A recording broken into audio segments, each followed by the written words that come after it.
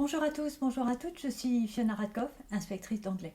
On me pose une question sur l'heure de vie de classe, en me disant, voilà, on n'a pas beaucoup de formation initiale ou continue dessus, et pourtant beaucoup de professeurs sont concernés. Quelles activités peut-on proposer pour préparer les conseils de classe, etc. etc. Donc je vais répondre en trois parties. La première partie, je vais développer un peu plus, c'est l'heure de vie de classe sur le plan de la préparation au conseil de classe et le lien avec le travail de l'élève. Donc je vais essentiellement faire une grande partie de la vidéo là-dessus. Je vais également donner d'autres pistes sur le plan de la gestion des conflits. Et le troisième point, c'est sur une activité très concrète que vous pouvez mettre en place sur la motivation de l'élève, qu'est-ce qui est important pour lui, pour sa vie.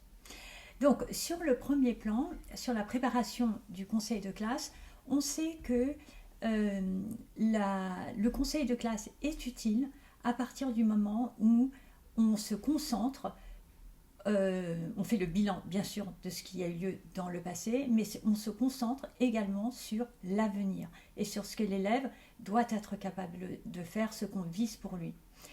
Et donc, tout un travail au niveau du conseil de classe, c'est d'aider les élèves à comprendre où ils en sont et se fixer des objectifs. Donc je vais commencer cette première partie là-dessus. Le bénéfice des élèves par rapport au conseil de classe tient essentiellement sur le fait que les conseils qu'on va donner vont être individualisés par rapport à ce dont lui il a besoin et par rapport à le niveau qu'il avait au départ et le niveau qu'on va viser avec lui.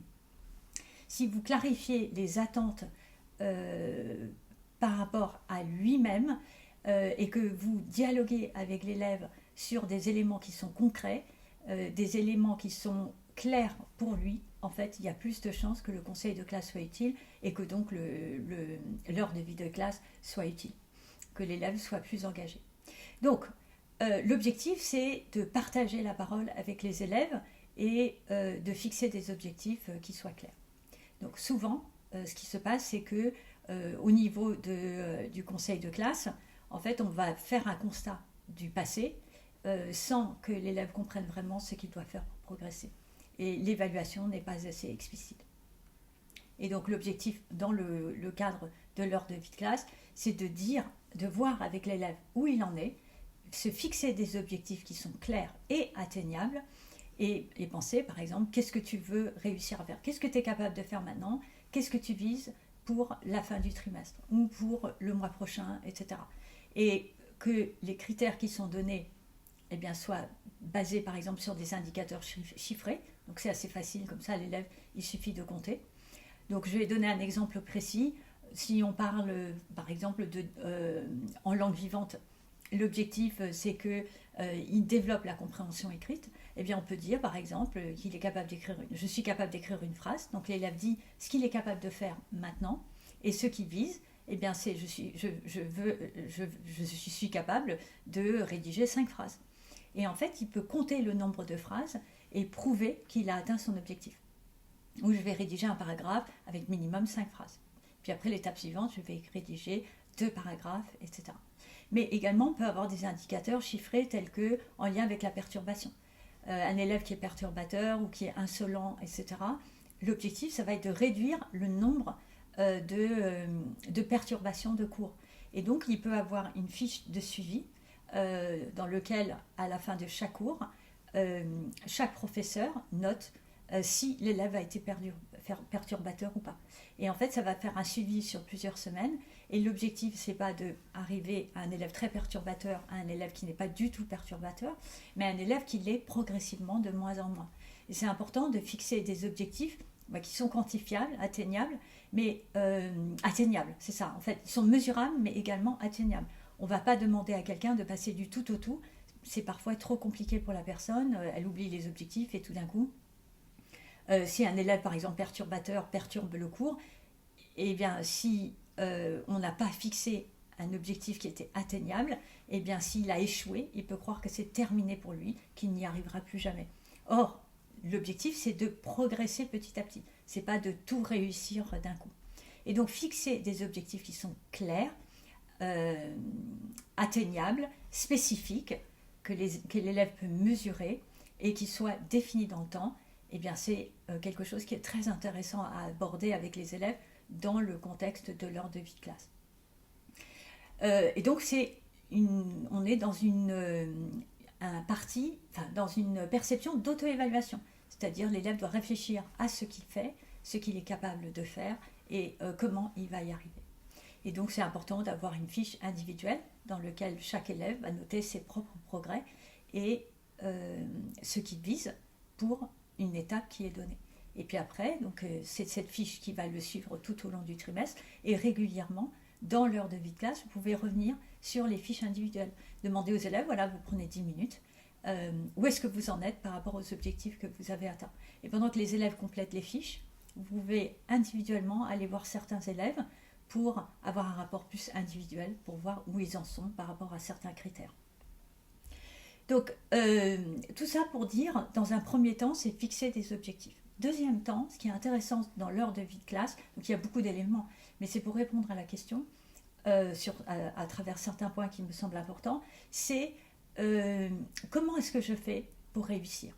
Comment est-ce que j'apprends? Etc. Et donc, voir avec les élèves dans l'heure de vie de classe, quels sont, sur le plan de la mémoire, qu'est-ce qui fonctionne pour l'un alors que ça fonctionne moins bien pour l'autre? Et faire comprendre aux élèves qu'il y a plusieurs manières d'apprendre, il y a plusieurs manières d'être un bon élève, qu'un même élève peut bien marcher à un moment donné avec telle stratégie, mais qu'une autre stratégie va peut-être mieux marcher à un autre moment. Et donc comprendre qu'il y a plusieurs stratégies pour, par exemple, apprendre son vocabulaire, réviser ses leçons, préparer les contrôles, etc.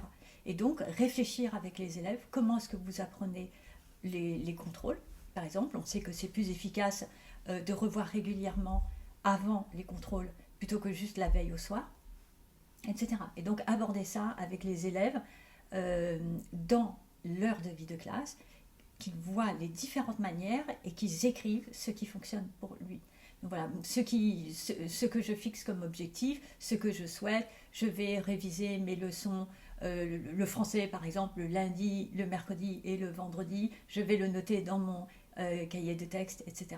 Il faut qu'il le verbalise et il faut qu'il l'écrive pour mieux l'intégrer et mieux le mémoriser. Et après le conseil de classe, eh bien, la discussion dans l'heure de vie de classe va tourner autour de qu'est-ce qui a été dit, comment est-ce que tu vas progresser, comment est-ce que tu vas atteindre ton objectif, et noter ses réussites. Et donc pouvoir faire un bilan à la fois sur les réussites et ce qui lui reste comme objectif à atteindre. Donc évidemment, la posture on n'est pas dans le jugement, on est là pour aider tous les élèves à progresser. Donc ça, c'est le premier point par rapport au conseil de classe. Également, je trouve que c'est très important que vous puissiez demander des formations sur la communication non violente, sur la résolution de conflits par les pairs. Donc c'est trop complexe et je ne peux pas faire une vidéo dessus, mais vraiment je vous encourage à demander des formations. Vous pouvez demander des formations locales, au niveau du département ou à l'intérieur du collège ou entre deux collèges qui sont dans la même zone. Donc demander des formations sur la communication non violente, la résolution de conflits par les pairs pour résoudre tous les problèmes de conflits qu'il peut y avoir à l'intérieur d'une classe et pour pouvoir l'aborder au moment de l'heure de vie de classe. Et puis enfin, le dernier point, c'est une activité que je trouve très sympathique pour que l'élève puisse dire ce qui est important pour lui, comment il envisage ses valeurs, pour vraiment faire attention à ses propres valeurs et ce qu'il envisage pour l'avenir, et que les élèves puissent comparer entre eux et discuter. Et donc cette idée, c'est une métaphore qui est prise dans un livre de métaphores qui est à destination des enseignants. Et dedans, donc en fait, l'idée, c'est vous venez en classe avec une jarre ou un vase ou voilà, quelque chose, et vous venez avec des grosses pierres, des petites pierres, du sable et de l'eau. Et donc vous ne dites rien aux élèves, vous amenez juste ça et vous dites ok, vous mettez les pierres dedans et puis vous demandez aux élèves, voilà, est-ce que le vase est plein? Et donc vous aurez mis les grosses pierres et on ne pourra plus en mettre, et donc les élèves vont dire bah oui, il est plein. Et après vous rajoutez des petites pierres qui vont s'infiltrer et vous dites voilà, est-ce que le vase est plein? Et vous dites, et les élèves vont dire bah oui, maintenant il est plein. Après vous rajoutez du sable. Et donc les élèves vont se rendre compte qu'on peut encore rajouter des choses. Et une fois que c'est plein avec du sable, eh bien vous mettez de l'eau et vous allez voir qu'on peut encore rajouter de l'eau. Donc vous faites juste ça et vous demandez aux élèves, ok, alors pourquoi est-ce que j'ai fait cette activité? Quel est le but qu'est-ce que je voulais faire avec ça? Et en fait, l'objectif, c'est que les élèves comprennent que les grosses pierres, les petites pierres, le sable et l'eau, c'est les choses qui sont importantes dans la vie. Et les grosses pierres, c'est les choses qui sont les plus importantes. Les petites pierres moins importantes, le sable encore moins, et puis l'eau, c'est le superflu. Et comprendre qu'il y a un ordre dans lequel on doit mettre ses priorités. Si on commence à compléter la jarre ou le vase avec l'eau, en fait, on n'a plus la place pour les grosses pierres et les petites pierres. Et donc, il faut vraiment réfléchir à quelles sont ses priorités dans la vie, quelles sont ces grosses pierres, ces petites pierres, etc. Donc, c'est intéressant que les élèves réfléchissent chacun individuellement, qu'est-ce qui est important pour moi, quelles sont mes grosses pierres, mes petites pierres, etc. Et qu'ils comparent avec leurs camarades les différences et pourquoi c'est différent, etc. Et qu'ils apprennent ainsi à mieux se connaître eux-mêmes et mieux connaître leurs camarades. Voilà, donc une vidéo un peu plus longue, mais c'était pour répondre à la question de la collègue. Je vous souhaite à tous et à toutes une excellente continuation et à bientôt. Au revoir.